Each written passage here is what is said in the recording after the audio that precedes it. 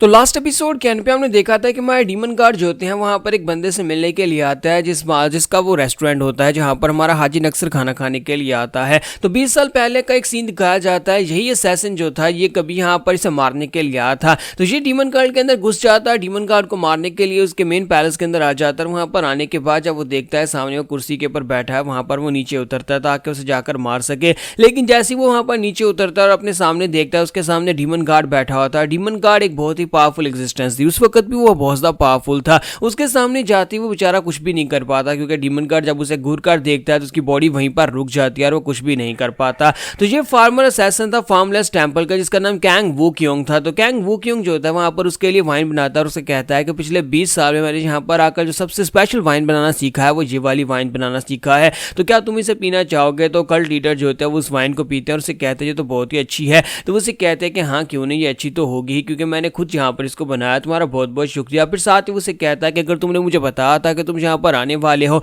तो मैं तुम्हारे लिए यहाँ पर कुछ स्पेशल बनाता, जो भी है, क्या तुम इसे खा सकते हो? तो वो कहता है हाँ क्यों नहीं क्यों नहीं। फिर साथ ही फार्मलेस टेंपल के मास्टर से कहते हैं कि मुझे बताओ कि यार तुम यहाँ पर मुझसे मिलने के लिए क्यों आए हो? 20 साल के बाद तुम मुझसे मिलने के लिए आए हो, क्या यहाँ पर कुछ बहुत ही जरूरी है? तो डीमन गार्ड उसे कहते हैं कि हाँ वक्त आ चुका है तुम्हारे डीमन गर्ल को छोड़ के जाने का। पिछले 20 साल से मैंने तुम्हें यहाँ पर रखा हुआ था, तुम यहाँ से जा नहीं सकते थे, लेकिन अब फाइनली तुम्हारे आजाद होने का वक्त आ चुका है। तो वो कहता है कि क्या यहाँ पर ये यंग मास्टर के रिलेटेड है कि हमारे यंग कल्ट लीडर जो है वो जोंगजान में जो कुछ भी कार्य है, क्या मुझे वहां पर जाना है? तो उसे कहता है कि हाँ तुम्हें वहां पर जाना है। मुझे लगता है कि फ्यूचर में मेरे यंग मास्टर को तुम्हारी मदद की जरूरत पड़ेगी, इसी वजह से मैं चाहता हूं कि तुम डिमोनिक कल्ट को छोड़ो और जल्दी से सेंट्रल प्लेन्स में पहुंचो ताकि तुम जाकर उसकी मदद कर सको। तो मास्टर कैंग उसे कहते हैं लेकिन मुझे एक बात तो बताओ कि तुम्हें ये बात परेशान नहीं कर रही, क्योंकि तुमने पहले ही कहा था कि तुम यंग कल्ट लीडर जो भी जाकर करेंगे तुम उसके बीच में टांग नहीं अड़ाओगे, वो जो भी करना चाहता है वो करे, लेकिन तुम यहाँ पर कुछ भी नहीं कहोगे। और अब तुम यहाँ पर ये कह रहे हो कि तुम्हें यहाँ पर मुझे वहां पर भेजना है उसकी मदद करने के लिए।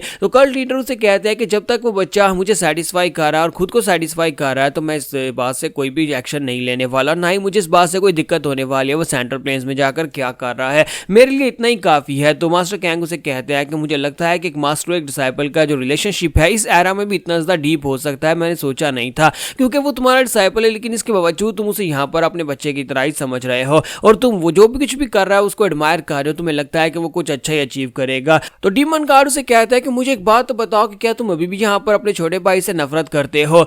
तो मास्टर कैंग उसे कहते हैं कि वक्त जो होता है वो हर किस्म के जख्मों को भर देता है, तो मुझे लगता है कि इतना वक्त गुजर चुका है तो अब तो यहाँ पर मेरे जख्म भी भर चुके हैं और मैं सब कुछ पीछे छोड़ चुका हूँ, लेकिन मुझे लगता है कि मुझे यहाँ पर इस बात से फर्क भी नहीं पड़ता कि वो मेरे बारे में क्या सोचता है। तो फिर साथ ही वो दोनों जो होते हैं वहाँ पर अपना अपना ग्लास उठाते हैं, एक दूसरे के साथ जाम टकराते हैं और साथ ही वहाँ पर अपनी वाइन पीते हैं। तो डीमन गार्ड उसे कहता है कि मेरे पास ज्यादा वक्त नहीं है, यानी कि तुम्हें जल्दी से जल्दी वहाँ पर पहुंचना होगा और जाकर स्योरियोंग की मदद करनी होगी। हमारे कल्ट लीडर को किसी वक्त भी तुम्हारी मदद की जरूरत पड़ सकती है, इसलिए मैं तुम्हारी मार्शल आर्ट्स को रिस्टोर करूंगा ताकि तुम जल्दी से वहां जा सको। तो वो उसे कहता है कि क्या तुम वाकई में यहाँ पर मेरी मार्शल आर्ट्स को रिस्टोर करने वाले हो? तो क्या उससे पहले मैं तुमसे एक सवाल पूछ सकता हूँ? आखिर तुमने मुझे जिंदा क्यों छोड़ दिया था? मैं तुम्हें मारने के लिए आया था, मैं राइटियस अलायंस की तरफ से एक असैसिन बनकर यहाँ पर आया था तुम्हें मारने के लिए। जब मैं यहाँ पर तुम्हें मारने के लिए आया था तुझे एक बहुत ही बड़ा क्राइम था, इतना बड़ा क्राइम कि इसके लिए तो अगर यहाँ पर मुझे जमीन के अंदर भी गाड़ दिया जाता तब भी यहाँ पर सजा कम थी, लेकिन इसके बावजूद तुमने मुझे जिंदा छोड़ दिया। ना सिर्फ जिंदा छोड़ा बल्कि पिछले 20 साल से मैं इस जगह के ऊपर डिमोनिक कल्ट के अंदर तुमने मुझे रहने के लिए जगह दी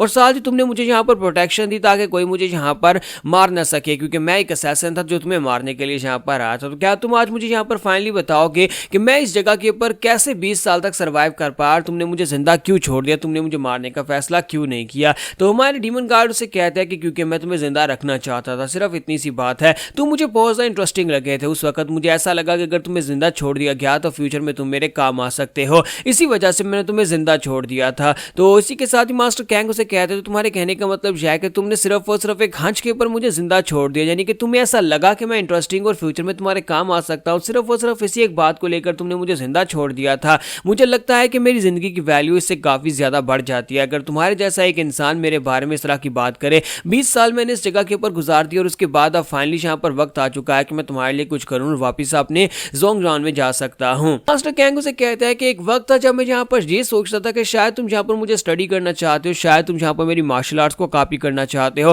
क्योंकि मेरे पास राइटियस सेक्टर्स की एक बहुत ही पावरफुल फॉर्मलेस टेम्पल की मार्शल आर्ट्स की टेक्निक्स थी जो कि असैसिनेशन में यूज होती हैं। मुझे लगा कि शायद तुम उनको हासिल करना चाहते हो। तो डीमन गार्ड उसे कहता है, मुझे तुम्हारी इन बेकार सी मार्शल आर्ट्स के अंदर कोई दिलचस्पी नहीं थी, ना ही तब थी और ना ही आज है। वैसे भी जहाँ पर अब इस बात से क्या फर्क पड़ता है कि मैंने तुम्हें जिंदा क्यों रखा था, क्योंकि फाइनली अब जहाँ पर वक्त आ चुका है कि तुम मेरे लिए कुछ करो और तुम्हारी आजादी का वक्त आ चुका है। और जो मैंने तुम्हारे बारे में सोचा था वाकई में सच हो चुका। और तुमने जहाँ पर 20 साल गुजारती और मुझे लगता है कि तुमने जहाँ पर अपने आप को साबित किया है कि तुम जहाँ पर डिमोनिक गर्ल के वफादार हो, मेरी साइड के पर मेरे लिए कुछ भी करने को तैयार हो। अब जबकि तुम जहाँ पर ये करने को तैयार हो तो तुम्हें एक बात याद रखनी चाहिए कि एक तलवार के ऊपर लगा हुआ खून वो कभी याद नहीं रखती। तलवार को नहीं याद रहता कि उसने किसका गला काटा है, लेकिन इंसान जो है उसे याद रहता है कि उसने किसको मारा था। इस बात का सबूत मेरे सामने बैठा हुआ है कि मैंने जहाँ पर जिस इंसान को 20 साल पहले जिंदा छोड़ दिया था इस वजह से कि वो कल को मेरे काम आएगा और जो बात वाकई में सच होने वाली है। तो मास्टर कैंग हंसना शुरू कर देते हैं और कहता है कि चलो ठीक है, अब मुझे लगता है कि मुझे तुमसे और ज्यादा बात करके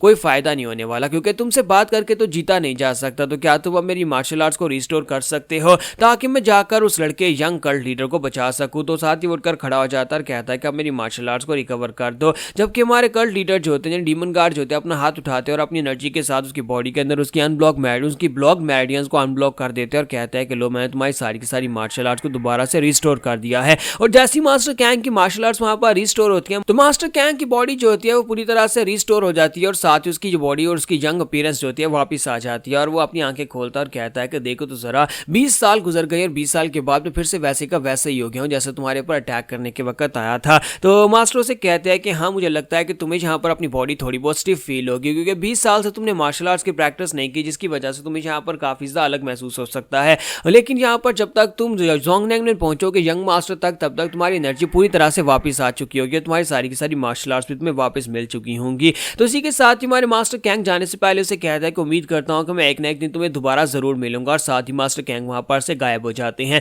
जबकि कर्ल लीडर कहते हैं कि तुम काफी ज्यादा बहादुर हो, जो 20 साल तुमने जहां पर डिमोनिक कर्ल के अंदर गुजार दिए। तो जहां पर हमारी एपिसोड 213 का एंड होगा और नेक्स्ट एपिसोड में देखेंगे कि अब आगे क्या होने वाला है। क्या हमारे हाजिन को डीमन क्वीन से फाइट करने में दिक्कत हो रही है या फिर वो आसानी से फाइट को जीत रहा है।